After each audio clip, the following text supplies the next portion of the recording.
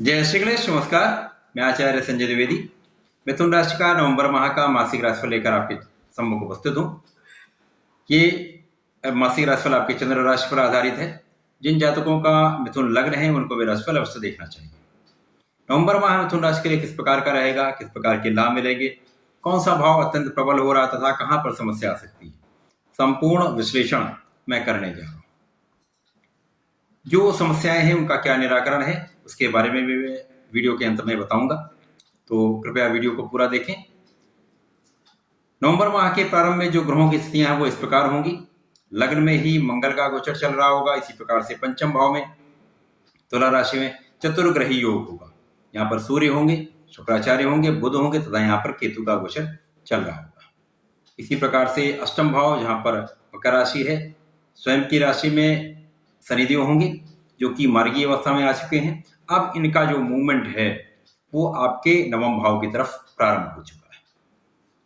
दसम भाव में गुरुदेव बृहस्पति होंगे तथा एकादश भाव में मेष राशि में राहु का गोचर चल रहा होगा। ये संपूर्ण ग्रह स्थितियां। इसके पश्चात मंगल का राशि परिवर्तन होगा। मंगल वक्रीय अवस्था में आएंगे तथा 13 नवंबर को ये वक्रीय अवस्था में आते हुए द्वादश भाव में वृषभ राशि में प्रवेश करेंगे। 11 नवंबर को शुक्राचार्य का राशि परिवर्तन होगा। शुक्राचार्य पंचम भाव से निकलकर षष्ठम भाव में वृश्चिक राशि में प्रवेश करेंगे। 13 नवंबर को ही बुध का भी राशि परिवर्तन होगा। बुध भी पंचम भाव से निकलकर षष्ठम भाव में प्रवेश करेंगे तथा 16 नवंबर को सूर्यदेव का परिवर्तन षष्ठम भाव में हो जाएगा, जहां पर ये वृश्चिक राशि में प्रवेश कर जाएंगे। साथ ही साथ जो गुरुदेव बृहस्पति हैं वो भी 24 नवंबर से वक्री से मार्गी अवस्था में आएंगे, जो कि आपके लिए बहुत सकारात्मक होने वाला है। संपूर्ण स्थितियां हैं। इन संपूर्ण स्थितियों का संकलन करते हुए, लग्नेश की स्थिति को देखते हुए ये मासिक राशिफल मैं आपके लिए प्रस्तुत कर रहा हूं। माह के प्रारंभ से ही जो मंगल का गोचर आपके लग्न में चल रहा है, तो लग्न में तो प्रभाव आया है, आपकी लग्न बलवान है, परंतु यहां पर कहीं ना कहीं मंगल जो कि अपनी शत्रु राशि में है, यद्यपि ये केंद्र का भाव है, परंतु यहां पर आपके क्रोध में वृद्धि ये निश्चित रूप से होगी। आपके क्रोध का बढ़ना आपके निर्णयों में कहीं ना कहीं समस्या उत्पन्न करेगा, वाद विवाद उत्पन्न करेगा, साझेदारी का भाव प्रभावित होगा। इसी के साथ वैवाहिक संबंधों में वाद विवाद हो सकता है, यहाँ पर कटुता आ सकती है। वाणी पर आपको नियंत्रण रखना होगा, अपने क्रोध पर नियंत्रण रखना होगा। यद्यपि मंगल के कारण आपकी ऊर्जा का स्तर बढ़ा हुआ है, आप बहुत सकारात्मक हैं, यहाँ पर आपके कार्य क्षमता आपकी बढ़ी है, तो यहाँ पर नवम पंचम का जो संबंध सूर्य के साथ मंगल का है, ये भी कहीं ना कहीं आपको सकारात्मकता दे रहा है, आपके कॉन्फिडेंस में वृद्धि कर रहा है। ये बहुत अच्छा है, परंतु आपको यहाँ पर क्रोध पर नियंत्रण अवश्य रखना होगा। तृतीय भाव जो कि धन का भाव है, परिवार का भाव है, यहाँ पर गुरुदेव की दृष्टि का प्रभाव ये आपके लिए अच्छा है। आपके धन का मार्ग प्रशस्त हो रहा है, धन के नए मार्ग बनेंगे, पारिवारिक संपत्ति का भी आपको लाभ मिलेगी। परिवार के साथ आपके का संयोजन आपका बहुत अच्छा रहेगा। परिवार के सदस्यों में वृद्धि का योग दिखता है। तृतीय भाव का स्वामी पंचम भाव में है, पराक्रमेश सूर्यदेव हैं जो कि पंचम भाव में गोचर कर रहे हैं। इसी प्रकार से सूर्यदेव पर ग्रहण लगाने के बाद भी पराक्रमेश का पंचम में होकर लाभ को देखना, बहुत कठिन परिश्रम करने के बाद आपको लाभ अवश्य दे रहा है। तो परिश्रम आपका बढ़ा हुआ है, क्योंकि आपके पास ऊर्जा का स्तर अच्छा है, तो परिश्रम आप कर रहे हैं, उसका लाभ आपको मिल रहा है। चतुर्थ भाव जिसके स्वामी बुध हैं, बुध भी अच्छी अवस्था में है, परंतु यहाँ पर कहीं ना कहीं जो जड़ योग का प्रभाव है, तो आपके सुखों में वृद्धि नहीं होने दे रहा। आपके संपत्ति का भाव प्रबल है, परंतु उसका लाभ आप नहीं ले पा रहे। ये समस्या है। यहाँ पर वाणी का भाव भी बहुत अच्छा है, बहुत प्रभावशाली है, परंतु यदा कदा आप अनिर्णय की स्थिति में आ जाते हैं, बहुत सोचने समझने में लग जाते हैं, उसके कारण विलंब होता है, या आप त्वरित निर्णय लेते हैं जिसके कारण वो निर्णय गलत हो जाते हैं। यहाँ विवेक का साथ आपको लेना चाहिए। आपके गुरुदेव की स्थिति बहुत अच्छी है, तो यहाँ पर विद्या ज्ञान का भाव आपका प्रबल, तो आप विचार करके यदि कोई काम करेंगे तो निश्चित रूप से सफल होंगे। पंचम भाव अत्यंत प्रबल है, चतुर्ग्रही योग है, तो जैसा मैंने बताया कि यहाँ पर जड़ योग भी बना है, शुक्राचार्य जो कि आपके लिए पंचम के स्वामी हैं, तो यहाँ पर संतान का भाव भी कहीं ना कहीं दूषित हो रहा है। संतान के साथ संबंधों में समस्या अथवा संतान के सुख में प्राप्ति में समस्या, संतान के स्वास्थ्य में समस्या, शिक्षा में समस्या, शिक्षा में अवरोध। यद्यपि आप यहाँ पराक्रम, जिस चीजों में आप पराक्रम कर लेंगे, जिन कार्यों में आप परिश्रम करेंगे, उसमें आप सफल अवश्य होंगे, लाभ आपको अवश्य मिलेगा। परंतु यहां पर प्रेम संबंध बिल्कुल भी अच्छे नहीं रहने वाले। उनके बीच में संबंधों में समस्या आएगी, आपके साथ अलगाव की स्थिति निश्चित रूप से बनेगी, संबंध विच्छेद की स्थिति बनेगी। षष्ठम भाव जहां पर वृश्चिक राशि है, वृश्चिक राशि के स्वामी मंगल जो कि लग्न में बैठे, तो यहां पर कहीं ना कहीं आपको रोगों से मुक्त कर रहे हैं। ये अच्छा है।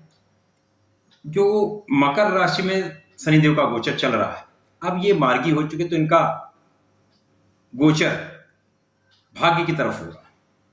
अब ये सकारात्मकता आपके लिए उत्पन्न हो चुकी।